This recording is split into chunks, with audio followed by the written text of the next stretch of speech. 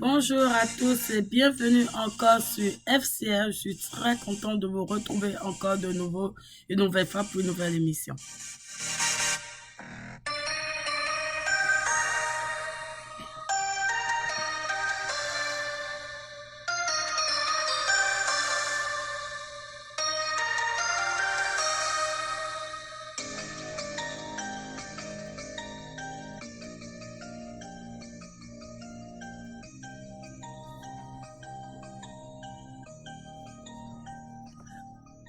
Alors, bienvenue encore à toutes et à tous sur FCR, un canal qui s'adresse aux femmes de 12 à 99 ans, s'il le faut, et même plus encore, et qui a pour but vraiment de contribuer à l'éducation de la femme depuis même le berceau et jusqu'à l'âge adulte et peut-être même encore au-delà parce qu'on ne finit jamais d'apprendre. Alors, bienvenue encore à toutes et à tous. C'est pas une émission spécifiquement, uniquement qui s'adresse aux femmes mais qui peut aussi aider les hommes à comprendre, c'est-à-dire le sexe opposé ou féminin, de comprendre les réalités en fait de ces personnes-là et comment s'y prendre aussi avec elles, comprendre comment ça marche parce que nous n'avons pas la même façon de voir les choses. Et aujourd'hui, je viens avec un sujet qui me tient à cœur. Avant de commencer ce sujet, je vais vraiment bénir le nom de Dieu parce que je veux vraiment pas que je parle simplement parce que j'ai de l'expérience, mais je souhaite vraiment qu'il contrôle ma capacité à transmettre le message que j'ai besoin de transmettre à toute personne aujourd'hui. Aujourd'hui, l'émission pour moi est vraiment spéciale. Elle est profonde, elle est pertinente, c'est un cri d'alarme. Je vous parle pas aujourd'hui simplement parce que c'est juste une émission, mais en fait, beaucoup de choses sont passées ces derniers jours. Beaucoup de réalités ont frappé le monde entier et je pense qu'il y a des points importants sur lesquels il faut s'attarder. Aujourd'hui, je vais parler de l'histoire d'Alexandra et ça fait couler beaucoup d'encre, ça a créé beaucoup d'engouement. Mais malheureusement, comme vous savez, les gens s'enflamment au départ, ça parle, et après tranquillement, la vague commence par baisser, baisser, baisser, baisser, baisser, jusqu'à ce que on n'entende plus rien. Et Alexandra ne peut pas être partie pour que vous n'entendez plus rien. Je sais vraiment pas les points par lesquels je vais débuter, mais comme vous savez, on va aller avec le flow. Je demande à Dieu de prendre le contrôle. Je veux que ce message percute toute personne qui va entrer en contact avec. Parce qu'il est vraiment très important de comprendre la vie d'une femme en terre étrangère. Il est vraiment important déjà de savoir la vie d'une femme, mais il est important de connaître la vie d'une femme en terre étrangère. Je pense que on va parler vraiment de l'objectif de l'émission déjà pour commencer. Le but de cette émission aujourd'hui est de vous présenter le choc qu'on peut recevoir en tant que femme en terre étrangère. En terre étrangère, ce n'est pas nécessairement que vous êtes hors de votre pays de naissance, que vous êtes hors du pays où vous habitez avec vos parents. Ça peut être que vous êtes à 3 heures de route de vos parents. Ça peut être que vous êtes à 7 heures de route de vos parents. Et d'ailleurs, moi, je m'amuse souvent à dire aux plus jeunes, et peut-être vous m'avez entendu le dire dans quelques émissions de toutes les manières, que je donne le conseil aux jeunes, quand tu veux partir, évite de partir trop loin de tes parents. Tu peux partir peut-être à 2 heures de route, à 3 heures de route, ou même si tu veux faire semblant dans un autre quartier. Ça, c'est pour que toi-même tu puisses t'évaluer. Mais aller prendre l'avion, traverser l'océan Atlantique ou l'océan Indien et dire que tu t'en vas quelque part, ça, il faut vraiment y penser avant de le faire.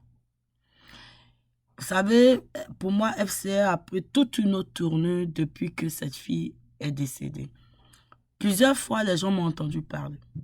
Les gens me voient parler, peut-être ils se disent, bon, je sais pas, elle est peut-être agitée ou peut-être elle est trop préoccupée, elle a trop de soucis. Mais je pense qu'un décès comme le décès d'Alexandra a permis aux gens de réaliser un tout petit peu le message que je passe. En fait, ça m'a permis de comprendre la profondeur de l'investissement que je mets dans les messages que je vous communique.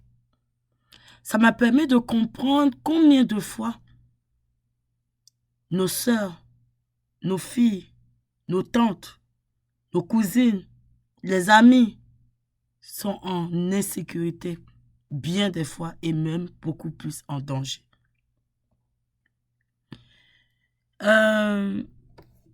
Vous savez, Alexandra aurait pu être moi, aurait pu être une autre, aurait pu être Lisa, aurait pu être Linda, aurait pu être Aminata, aurait pu être Jacqueline, aurait pu être Téné, aurait pu être Fanta. En fait, Alexandra peut être tout et n'importe qui d'entre nous. Et honnêtement, enlevez même le masque du côté féminin parfois. Vous allez comprendre. Il y a des jeunes hommes qui disparaissent. Hein. Il y a un garçon, Ariel, qui a disparu, qu'on n'a plus jamais vu. On ne sait même pas son corps, on ne connaît rien.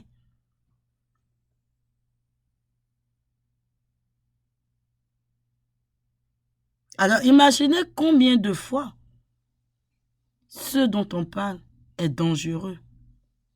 Et Alexandra, elle a marché à côté des hommes, des femmes, toute la journée.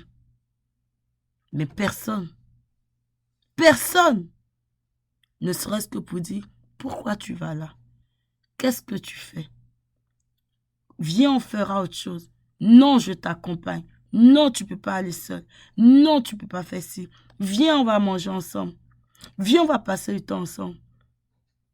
Des fois, vous voyez des personnes errer dans la rue. Ne passez pas comme si c'est rien. Vous voyez un jeune qui passe dans la rue. Ne partez pas comme si c'est rien. Faites une pause. Vous ne voyez pas ses parents demander. Excuse-moi, est-ce que tu es seul? Est-ce que tu es avec quelqu'un? Qu'est-ce que tu fais à cette heure, à 23 heures dans la rue? Vous savez, moi, j'ai été... si mon père écoute l'émission... En tout cas, je salue mon père. Bonjour, papa. Mon père, vous savez, il est un père. Il est un père. Mon père, c'est un père. Mais c'est arrivé des fois où vraiment, on ne s'est pas compris. C'est arrivé des fois où mon père m'a chassé de la maison. Et vous savez, en Afrique, encore, Dieu merci, dans ce temps, les gens draguent dans la rue comme c'est normal. Et puis nous, ça ne dit rien. Qu'un homme te drague, c'est normal. Il t'a dragué, il n'y a rien dedans. C'est tous les jours, toutes les secondes. Et là même encore, il faut dire Dieu merci parce qu'une femme qu'on ne drague pas, à un moment donné, les parents disent, c'est comment, tu as un problème? Alors, regardez, moi, je marche dans le quartier. En pleine nuit, je crois qu'il était peut-être minuit, 1 heure du matin. En tout cas, mon papa m'a chassé. Et puis, je m'en vais. Je marche, j'arrive quelque part, un monsieur me parle et je lui dis, écoute, moi, j'ai pas le temps aujourd'hui. Ne joue pas, j'ai pas le temps. Mais là, vu l'heure, le monsieur me dit, mais attends, je te connais. Je dis, et puis, il dit, non, je te connais, tu es celle qui habite dans la maison, on voit la glace, non? Je dis, oui. Il dit, mais là, voilà, qu'est-ce que tu fais à cette heure-ci dehors? Imaginez cette question. Imaginez que je sois parti et que je sois allé croiser une personne qui n'a même pas à cœur mon bien-être. Et là, on parle d'Afrique, là où on pense que, où on croit Dieu comme fait, que généralement la société prend soin de toi. Et ça, c'est quand même encore en partie vrai. Imagine, même dans ce continent-là, il y a déjà des dangers. Et ce monsieur m'a arrêté, m'a dit, non, laisse tomber ce que je disais. Qu'est-ce que tu fais, Dieu? Et là, je lui dis, ah non, mon papa m'a énervé et tout et tout. Ah, moi, je ne rentre plus à la maison, je m'en vais. Avec mon petit sac à la main, Dieu seul sait où je vais partir. Tellement on croit qu'on est grand, qu'on est jeune, qu'on fait de tout et n'importe quoi. Et là, il me dit, non, tu vas rentrer à la maison. Je dis, quoi, moi, je ne rentre pas. Il dit, non, tu vas rentrer. Viens avec moi, je t'accompagne. En pleine nuit. Il m'a dit, tu sais, même si tu ne veux pas de moi, il n'y a pas de problème. Mais là où tu vas, c'est très dangereux. Une fille ne sort pas comme ça. Vous savez, des fois, on dit ça, les gens pensent que c'est péjoratif. Ce n'est pas péjoratif. Ce n'est pas une question de fille. En réalité, c'est vrai que les gens pensent que les garçons ont une certaine liberté, mais aujourd'hui, avec tous les dangers qu'on voit, filles, garçons, vous n'avez pas de liberté. Vous ne pouvez pas faire tout et n'importe quoi. Le monde est dangereux. Le monde n'est pas facile. Et c'est même pour ça, d'ailleurs, ma soeur me l'a rappelé hier, que les grands-parents prennent soin de leurs petits-enfants. Parce qu'ils savent qu'eux, ils ne sont plus là pour les protéger. Alors, ils donnent tout leur amour, toute leur attention, tous ceux de eux qui peuvent donner leur prière. Et c'est comme ça que ce monsieur m'a accompagné. Chez moi, la maison où on vend la glace. À côté du collège CSP, pour ceux qui connaissent. Là où les vendeuses de poissons de Saint-Michel venaient s'approvisionner en glace. Et il a frappé à la porte. Il a parlé à mon père. Et il m'a dit, rentre à la maison. Je ne peux même pas vous dire que je connais son visage. Je ne peux même pas vous donner le nom de cette personne. Je ne sais même pas où il est, est-ce qu'il est encore dans mon quartier. On ne s'est plus jamais vu, c'était la seule fois. Mais là qu'il a posé, fait de moi la femme qui est en train de parler aujourd'hui. Mais il y a des filles comme Alexandra qui n'ont pas cette chance. Il y a des personnes comme Alexandra qui n'ont pas la capacité, la possibilité, l'opportunité de rencontrer des personnes bienveillantes qui vont parler pour elles, qui vont les ramener sur un chemin, qui vont les guider et qui vont les protéger sans rien demander en retour. Moi, j'ai eu la chance. Et aujourd'hui, je dis même que j'ai eu la grâce de connaître des hommes mariés de surcroît qui se sont occupés de moi. C'est pas comme aujourd'hui, on voit les gens mariés et puis on a des problèmes. En tout cas, j'ai eu la chance dans ce temps. J'étais même pas encore grande du tout. J'avais à peine 17 ans. Et j'ai rencontré des personnes mariées avec des enfants qui prenaient soin de moi sans rien attendre en retour. C'est même des années plus tard que tout le monde me demande, mais c'est comment? Tu sors avec le pépé là? Je dis, moi, non, je ne sors pas. Les gens disent, mais comment tu fais alors? Tu traînes tous les vieux là? Je dis, moi, vraiment, je ne sais pas. Ce qui est sur moi, je suis canalisé dans ce pourquoi je suis là.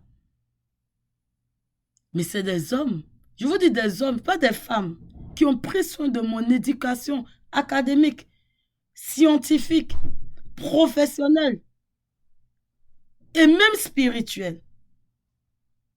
C'est des personnes qui sont ni mon père, ni ma mère. Et ma mère a toujours fait cette prière, paix à son âme. Partout où tu iras, je souhaite vraiment que Dieu te bénisse de rencontrer des personnes qui sont comme des pères, des mères, des frères et des sœurs pour toi. Bon, à un moment donné, honnêtement, j'ai un peu boycotté sa prière. Parce que je lui disais qu'avec toutes les souffrances que j'ai souffert là, maman, vraiment, est-ce que vraiment c'est une prière que tu fais pour moi ou bien c'est comment? Et elle a fini par me montrer, quand j'ai compris l'histoire d'Alexandra, quand j'ai entendu l'histoire d'Alexandra, j'ai compris en réalité que ma mère avait planté des graines de bénédiction à mon insu. Priez pour vos enfants. Bénissez la vie de vos enfants. Alors, ça, c'est une petite présentation rapide parce que je vais probablement revenir encore sur certains défis et adaptations d'une femme en terre étrangère. Mais essayons d'aborder la vie d'une femme qui est partie un peu trop tôt pour son âge, pour étudier, pour un avenir meilleur, pour rencontrer et avoir de meilleures opportunités. Et elle arrive dans ce monde-là. Moi, je suis arrivée comme Alexandra jeune. Et lorsque j'étais dans l'avion et que je partais, que je voyais ma maman toute petite, c'est là que j'ai réalisé ce que je faisais un peu. Et même là encore un peu. Parce que ça m'a pris que j'aille jusqu'à l'âge de 30 ans pour comprendre encore plus ce que j'ai fait. Parce que quelqu'un m'a dit, comment tu as pu faire, prendre l'avion, traverser l'océan Atlantique et venir jusqu'au Canada? J'ai dit, what? En fait, on ne comprend même pas ce qu'on fait quand on est jeune. Et ça, c'est pas seulement les jeunes. Vous savez, les parents veulent aider leurs enfants. Ils veulent le meilleur pour leurs enfants. Ils veulent les placer dans de bonnes conditions. Ils croient en leurs enfants. Et moi, si vous m'aviez connu dans ce temps, j'avais tout pour être vraiment bien. J'étais équilibrée, vraiment toujours occupée, très occupée. Même pour mon jeune âge, je voyageais toujours. J'étais toujours en voyage. J'ai découvert mon pays du nord au sud, de l'est à l'ouest. J'allais toujours en mission. J'allais toujours en mission. Le jour où tu me vois en week-end, là, c'est que vraiment, il n'y a rien à faire. Et même là encore, je vais taquiner une maman ou une tante qui est au marché quelque part. Et je vais dire, ah, tante, je vais vendre pour toi. Et les tantes, là, généralement, elles profitent, elles vont faire leur course et puis j'attends. Et puis pour moi, c'est mon chilling qui est là. Pour moi, j'ai chillé. Hein. Je me suis promené sur le marché, 2 coups, 3 coups. Et puis voilà. Et lundi, rebelote, je m'en vais. J'étais une personne, et je le suis toujours d'ailleurs, mais vraiment quand je me regarde avant, j'admire ce que j'ai fait. Je remercie Dieu pour ce qu'il m'a donné, parce que ce n'était pas donné. Et j'ai eu la grâce encore d'être en vie. Et Alexandra méritait aussi d'être en vie. Et elle mérite d'avoir une mère qui ne va pas pleurer l'absence d'un seul enfant qu'elle a mis au monde. Il n'y a pas longtemps, j'ai eu la discussion avec quelqu'un de la petite Bride, si je ne me trompe pas, qui est décédée parce qu'elle s'est pendue au Gabon à cause de l'inceste qu'elle a vécu dans la maison de la famille de son père. Vous savez, quand je parle de cette situation, je suis toute bouleversée. Et j'expliquais à cette personne, fais attention, n'aie jamais confiance en la sexualité de tes amis. Est-ce que vous connaissez la sexualité de vos amis? Vous connaissez leur côté bestial? Vous connaissez leurs envies secrètes? Est-ce que vous savez comment ils réagissent lorsque devant eux, tout de suite, on jette une femme dénudée? Comment est-ce qu'ils peuvent réagir? Vous ne savez pas. Et cette personne-là trouvait que j'exagère. J'exagère. Tu dramatises. Tu exagères. Et quelques semaines après, Alexandra est morte. Est-ce que c'est normal, vous pensez? Ça, c'est pas au Gabon. C'est au Canada. Quand une femme part, biologiquement, elle est renversée. Ses menstrues peuvent même ne pas arriver pendant 1 mois, 2 mois. Elle va connaître peut-être un retard. Si elle était allergique, elle peut ne pas être allergique pendant 3, 4 ans, 5 ans. Et ça va revenir en force. Si elle était une personne qui vivait en famille et tout à coup on la jette à l'extérieur, pas d'amis, ça va créer un complexe. Elle va se mettre à chercher la famille. Elle va voir la famille en toute personne qui lui sourit. Elle va faire confiance bêtement, en même en ceux en qui elle ne doit pas avoir confiance. Elle va compter sur ceux sur qui elle ne doit pas compter. Elle va se perdre. Si elle a une éducation, les autres vont l'entraîner. Elle va peut-être des fois aller, mais elle va encore revenir. Elle va dire non, moi je ne fais pas ça.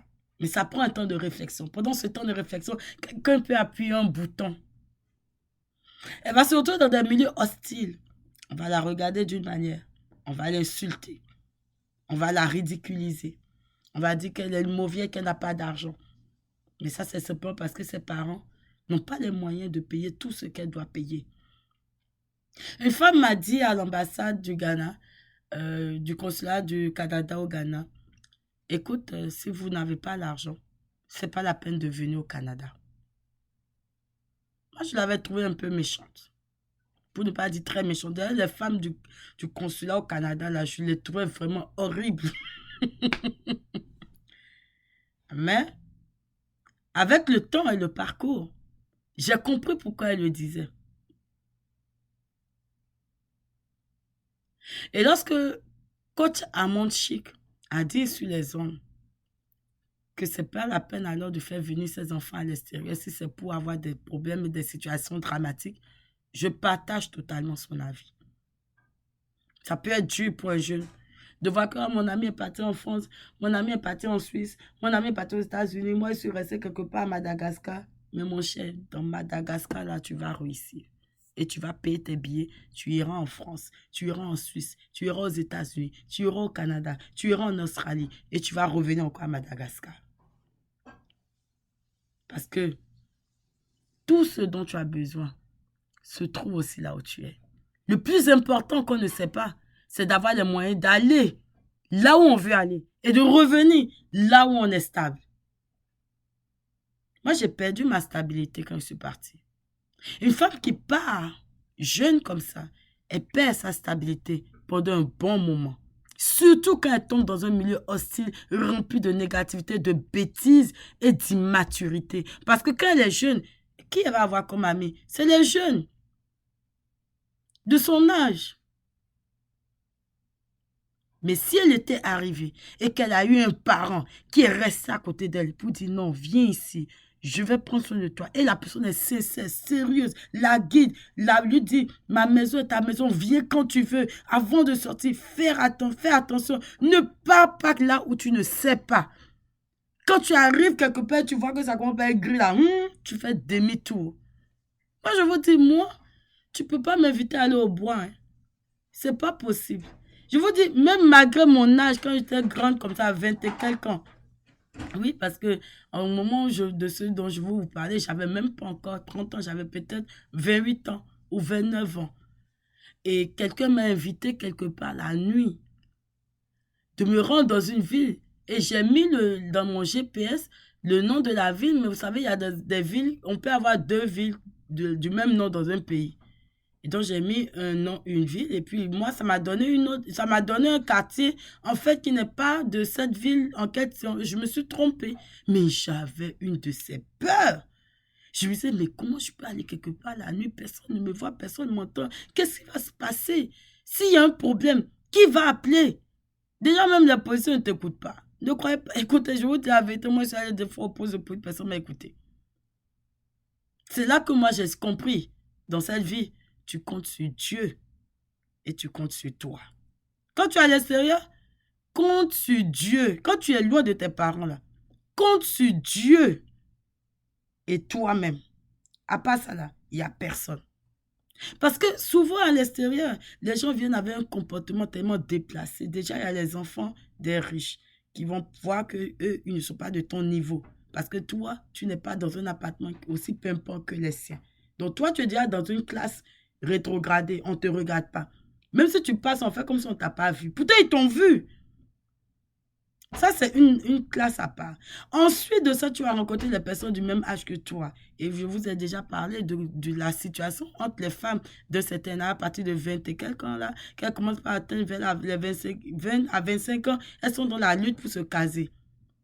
Donc, quand tu es jolie, ou bien quand tu as des formes, ou bien quand tu as un charme, tu es déjà de l'autre côté. Si on ne te sent pas, on ne te sent pas, on te met encore de côté. On s'en fout que tu marches pas, tu es monté, tu es descendu.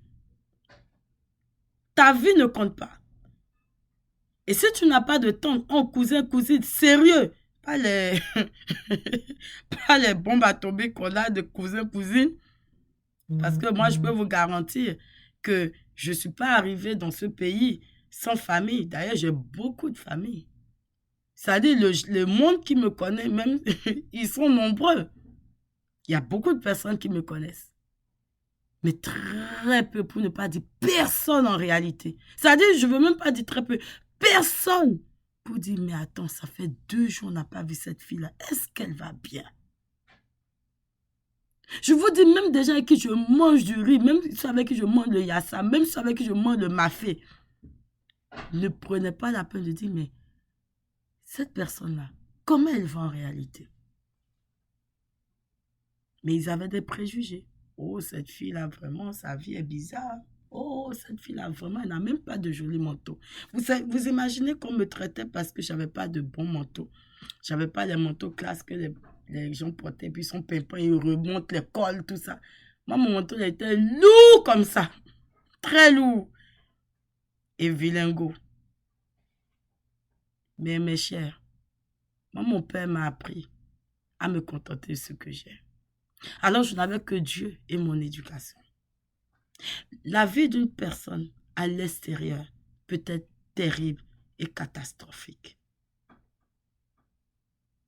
Terrible et catastrophique. Je pense qu'il est temps aujourd'hui, avec la situation d'Alexandra, de comprendre ça, de prendre ça au sérieux. Si vous êtes des parents, vous avez les moyens de visiter vos enfants. Je vous dis, même si c'est tous les mois, venez les visiter. Ne laissez jamais votre enfant loin de vous, sans surveillance. Ne comptez surtout pas sur un tonton, une tantine pour aider votre enfant. Parce qu'il y en a qui sont gentils. Ça, c'est vrai. Mais moi, j'en ai pas vu. De mes deux yeux comme ça, là. Depuis que moi, je suis ici, depuis toutes ces années, j'ai vu peut-être une personne et deux personnes en réalité.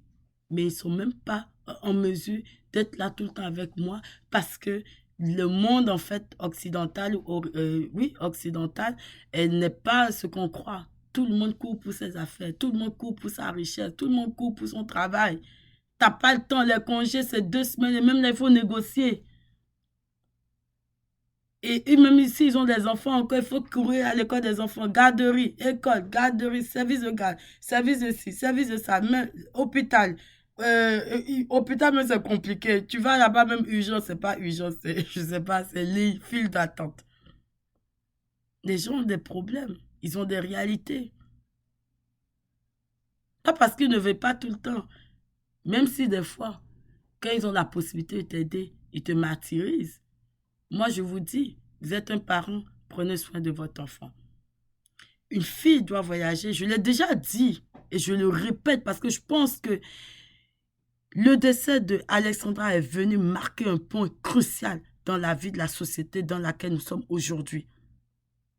Une fille doit voyager à moins de 30 ans parce qu'une femme est vraiment consciente déjà qu'elle est une femme, qu'elle sait ce qu'elle veut à partir de 27 ans. À partir de 20, 30, 28 ans, 30 ans, 32 ans, 35 ans. C'est là qu'une femme sait qui elle est, ce qu'elle veut. Elle sait sa nature de femme. Et ça vient avec une certaine expérience pour comprendre ça. Parce que souvent, elles vont le réaliser dans le mariage et des fois, ça déstabilise. Parce qu'elles n'avaient pas compris ce qu'elles voulaient. C'est pas pour souhaiter que tout le monde attende longtemps, hein. C'est pour dire la réalité. Et celles qui sont à ce niveau charnière peuvent le dire. Elles vont vous dire, quand j'avais 22 ans, comment je voyais la vie, et quand j'ai 28 ans, comment je vois la vie. C'est très différent.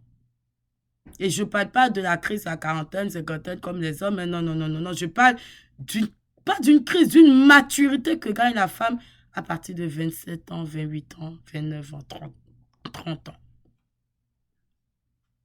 Alors, il faut comprendre que la personne qui part, une fille qui part, moi je vous recommande qu'elle parte avec ses frères, ses cousins, c'est un groupe en fait, mais qu'elle ne soit pas seule. Ma vie de solitaire expatrié a été trop pénible. Et c'est pour ça que j'ai pris mon micro et je parle tous les jours dans FCR. C'est pour ça que je parle parce que je ne veux pas qu'une fille, qu'une femme souffre et passe par le chemin par lequel je suis passée parce qu'il a été périlleux. J'ai eu la chance d'être en vie. Cette nuit que je suis partie dans cette ville, je me suis trompée. Cette personne qui m'a invitée m'a insultée, m'a crié dessus, m'a donné tous les mots. Mais j'ai dit, gloire à Dieu. Dieu m'a protégée d'une situation que je ne sais pas. Parce que si quelqu'un m'enterrait quelque part, je ne sais pas, là, je suis en train de parler. Et je peux vous garantir que moi, là, dans le temps, même des fois, bon Dieu merci, aujourd'hui, je ne suis pas trop seule. Mais dans le temps, je peux disparaître pendant 3 mois, personne ne saura. Personne ne va demander. Je vous dis 3 mois. 3 mois. Et ça encore, c'est ma connaissance. Moi, j'ai été entourée de cousines méchantes qui m'en voulaient. Parce que, soi-disant, elles ont galéré, elles n'ont pas trouvé de gars. Et moi, je suis arrivée, j'ai vu quelqu'un. Imaginez un peu l'immaturité. Et ça se passe à l'extérieur. Et ça se passe dans des familles dites, soi-disant, riches. Et ça sort de la bouche de ces personnes qui étaient soi-disant bien éduquées, qui étaient dans des écoles françaises, qui étaient dans des écoles, je ne sais pas, qu'on peut dire, immatures, jusqu'aux dents, jusqu'aux cheveux. Et vous voulez que votre enfant parte, croiser ce genre de personnes et va avoir la paix de la vie? Non. Suivez vos enfants. Prenez soin de vos enfants. Même que vous n'avez pas les moyens et que vous avez envoyé votre enfant. Prenez soin de votre enfant. Bénissez votre enfant. Parlez à votre enfant. Ma mère restait au téléphone des heures pour prier pour moi. Parce qu'à un moment donné, je disais, maman, il y a quelque chose qui ne va pas. C'est comme si ma tête va exploser. Ce que je vous dis là, c'est une vérité. Imaginez le cri d'une mère qui entend sa fille lui dire ça. Alors qu'elle a vu sa fille pleine de vie, en train de jacasser partout, en train d'avoir du succès dans tout ce dans quoi elle s'investissait. Je remercie Dieu. Je bénis le nom de Dieu. Je rends gloire au Seigneur et je bénis vos vies. Et je veux que ce message touche le cœur et l'esprit d'une personne qui est peut-être en danger et qui doit sortir de ce danger. On vous invite quelque part, vous ne connaissez pas, n'allez pas. On vous invite quelque part, dans un bois, dans un endroit, vous ne savez pas, vous ne partez pas en grand groupe, ne partez pas. Vous voulez vous promener dans un jardin, il fait nuit, 18 h, c'est sombre, ne rentrez pas, sortez. Ce n'est pas parce qu'on est dans des endroits dits extérieurs, dits pays développés, qu'il faut penser que tout est rose. Vous pouvez même, quand vous marchez même là, vous voyez un couloir. Moi, ma mère, quand elle voulait aller à la mosquée, personne, on avait un couloir là dans notre quartier, où on savait que c'était, en fond, on dit les guénoutants, ceux qui fument le gay, ceux qui fument qui fument dans toi des drogues. Et il y avait une maison derrière notre maison. Des fois, même les gens, à un moment donné, tellement ils s'étaient zélés qu'ils sautaient même la clôture, ils rentraient dans notre maison. C'était du n'importe quoi. C'était une dame qui, je ne sais pas, elle l'approvisionnait. Bref, c'était toute une histoire. Ce coin-là était comme un ghetto dans notre quartier. Et nous, on était juste derrière la maison. On faisait mur, mais on avait mis mitoyen. Et vous imaginez que cette dame-là, je dis cette dame, ma mère, quand on sort de notre maison, tourner derrière le couloir pour aller à la mosquée Zongo là. Ma mère paniquait juste à l'idée de tourner dans la nuit pour aller là-bas. Et ça, c'est notre quartier où nous, on a grandi, où nous, on a vécu, où nous sommes et nous sommes encore. Ça, c'est ma mère en Afrique. Même en Côte d'Ivoire. Ma mère ne joue pas avec la sécurité. Hein. Ah, en tout cas, paix à son âme, ça c'est une dame. Ma mère, elle m'a appris la sécurité. Ma mère faisait tellement attention à la sécurité que je vous dis que jusqu'à aujourd'hui, là, il y a des choses que je ne fais pas à cause de ma mère. Tu m'invites dans un coin bizarre, je ne vais pas. Tu me dis, non, il faut boire. Ah, c'est bon, ça ne fait pas du mal. Jamais. Tu as menti. D'ailleurs, même j'ai l'habitude, je vais trouver mon petit coca, ma petite canette dans mon sac. C'est la seule boisson que je vais boire. Quand je dépose ma bouteille, je ne reprends plus. Ça, là, c'est au Bénin, on a appris ça. Et puis, on était efficace. Tu prends, tu bois un coup et tu déposes, tu ne reprends plus. On t'invite quelque part, c'est sombre, tu ne pars pas. Même si c'est pour n'importe quoi, tu ne pars pas. Même des fois, on achète des trucs sur les sites internet et on dit on va aller chercher chez la personne, deuxième main là. Faites attention, n'y allez pas seul. Le plus quand vous pouvez. Donnez-vous rendez-vous à des lieux publics. N'allez pas chez ceux chez qui vous ne connaissez pas. Et ne comptez sur personne pour vous sauver. C'est pour cela que je vais recommander, parce que là, l'émission va tirer vers la fin. Je vais recommander vivement que les jeunes s'entraident entre jeunes. Quand tu vois ton amie, même si tu penses qu'elle est plus belle que toi, même si tu penses qu'elle est pourrie, même si tu penses n'importe quoi, tu dois avoir à cœur que vous êtes un ensemble, vous êtes une jeunesse, vous êtes une population, vous êtes des femmes, vous êtes des hommes. Ah, excuse-moi, je sais qu'on ne se parle pas, mais qu'est-ce que tu as? Est-ce que tu vas quelque part? Est-ce que tu as besoin d'aide? Soyez bienveillants les uns envers les autres. Et quand vous arrivez dans un pays, vous ne connaissez personne, et ça, j'aurais aimé le comprendre dans mon cerveau. S'il vous plaît. Et je remercie les églises qui le font. Localisez toutes les églises possibles. Là où on prie Dieu. Là où on parle de Dieu. À la mosquée, à l'église. Va dans un endroit de prière. Va là-bas, ça va être ton monde là-bas. Même si c'est vrai que, écoutez, c'est pas parce que je parle d'église, mosquée, qu'il faut penser que c'est le paradis sur terre là-bas. Là-bas aussi, c'est des êtres humains. La méchanceté est là-bas, c'est assis même. Je ne dis pas ça pour vous dire que c'est rose, mais je peux vous garantir que la protection divine sera sur vous. Et c'est ça le plus important. La protection divine, cherchez-la vivement. En tout cas, moi, c'est ce qui m'a sauvé, qui m'a gardé. Si je peux vous parler aujourd'hui, après des tentatives de suicide, après beaucoup de choses, après des accidents, après la méchanceté, je vous dis, méchanceté organisée des jeunes de mon âge, contre moi, ma seule personne, alors qu'ils étaient soi-disant enfants de riches, je peux vous garantir que si Dieu n'était pas là, je n'aurais pas pu m'en sortir. J'ai prié, même si je ne priais pas bien. J'ai prié. J'ai beaucoup prié. Des fois même, j'utilise le mot, je me suis abîmée dans la prière. Mais il n'y avait que ça à faire. Donc, localiser des mosquées, des églises, vous allez les fréquenter. Si là-bas, ce n'est pas intéressant, les gens vous fatiguent à un moment donné, trouvez encore une autre mosquée, trouvez une autre église, allez là-bas. Je ne dis pas de vous promener, mais essayez le plus possible d'être dans des endroits où on parle de Dieu. Il y a des endroits formidables où quand vous êtes là-bas, même si vous n'avez pas de maison, la maison de Dieu est comme votre maison. Même si vous n'avez pas d'endroit où dormir, vous allez trouver un endroit où quelqu'un va vous aider. Un jour, ma soeur m'a dit quelque chose. Et je bénis avec ma soeur parce qu'elle est très brillante sur ce point-là. Ce côté spirituel, c'est ma grande soeur. Elle m'a dit une fois, parce que je disais, ouais, dans le temps, j'ai souffert. Elle me disait, mais tu as souffert, c'est parce que tu n'étais pas sur le chemin. Et je peux vous dire, je priais. Hein. Mais avant de prier, là, je m'étais un peu perdue. On n'est pas, écoutez, je ne suis pas superwoman. Je me débrouille. Mais dans le temps, je n'ai pas suivi les principes divins. Je vous précise ça, les principes divins.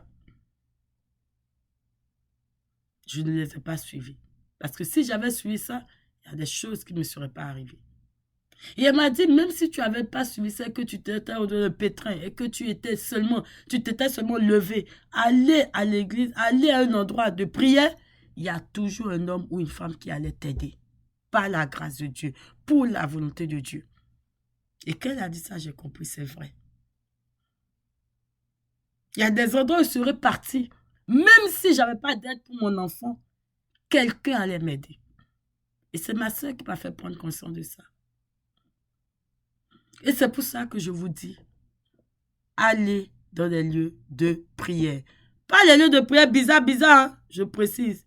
Allez là où on parle de Dieu. Où vous-même, vous vous reconnaissez, vous savez que, ah, là, c'est affaire de Dieu, on dit. Si vous voyez que c'est bizarre, sortez de là-bas. N'allez pas dans des sectes, dans des endroits qui ne sont pas souhaitables. Allez dans des endroits clairs où on parle de Dieu clairement, où on parle vraiment de Dieu.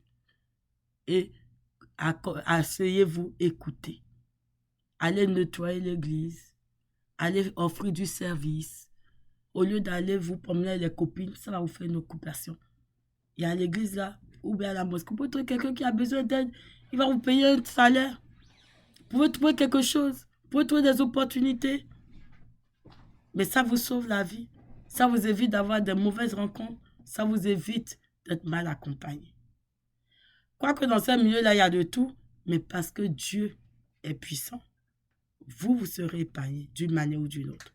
Et les réalités que vous allez vivre là-bas ne seront pas pires que les réalités que vous devez vivre à l'extérieur.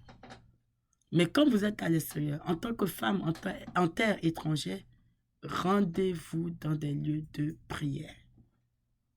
Après les cours, allez nettoyer l'église, allez nettoyer la mosquée, allez entretenir les lieux où Dieu bénit la vie des gens. Parce que lorsque vous allez servir l'Éternel, il va vous apporter aussi son secours. Et parce que vous-même regardez votre vie jusqu'à aujourd'hui, vous n'avez même pas encore fait tout ça. Mais regardez tout ce que Dieu a accompli pour vous. Et moi, je dis souvent que Dieu m'a fait j'ai vu des miracles.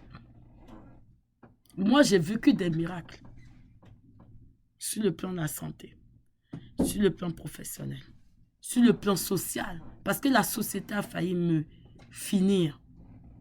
Il y a même quelqu'un une fois qui m'a demandé, mais comment tu as fait pour ne pas devenir... Hein? Vous voyez ça?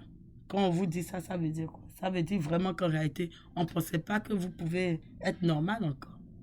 Comment vous faites pour avoir toute votre tête en réalité? C'est ce qu'il est en train de me dire. Alors moi, sur cette parole-là, je vais vous laisser. Et je vais vous souhaiter vraiment, vraiment, vraiment une bonne introspection. Et je vais souhaiter la paix du cœur à ce moment qui est profondément meurtri en ce moment. C'est un deuil qui n'a pas de nom. C'est un deuil qui ébranle toute la société. C'est un deuil qui doit éveiller les consciences de toutes et de tous ceux avec qui je suis en contact à travers FCR et même le monde entier. Quel que soit le pays dans lequel vous êtes, sachez que si vous êtes en terre étrangère, si vous n'êtes pas avec vos parents, il n'y a que Dieu et vous. Et reposez-vous uniquement sur sa volonté. Parce qu'il n'y a que ça qui compte en fin de compte. Sur ce, vraiment, je vous dis vraiment merci de m'avoir suivi. Merci de m'avoir écouté. Que la paix soit avec vous dans vos maisons. Et vraiment, à la prochaine pour une autre émission. On va encore parler de quelques situations, des barrières, des solutions que je propose concernant la vie de toute femme en terre étrangère. À la prochaine. Bye.